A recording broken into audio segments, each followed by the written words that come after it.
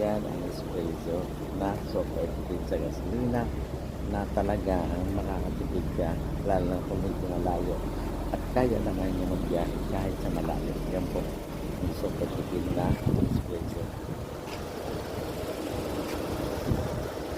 So, yan sa espresso ay super na super tipid at yan ang pinaka-best na sa ngayon.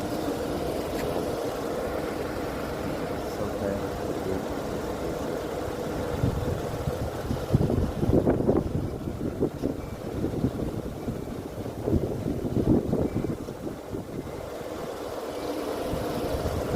Yan. Magandang hapon po. Ito po ay punta kami ngayon sa sa Kisig kasi sobrang init talaga po. Nasa talaga super ang init sa sa bahay. So siguro mag-watch yung movie na lang muna kami for the meantime kasi nga sobrang init. So ang oras ngayon siguro mga 3 o'clock. Sobra pa rin ang init. Makapagpalamig ng konti. So yun lang po ang purpose. Watching movie siguro after. So 4 o'clock up to 7 o'clock PM gusto muna para po kapag relax ng konti kasi sobra talagang init po dito sa sobrang init talaga po dito ngayon sa bahay kaya ano muna kami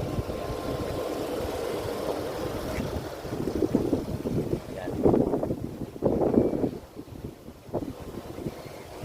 yan okay, thanks God, good afternoon sa lahat po ng aking mga friends sa Reels. Kayo po ay thanks and God bless.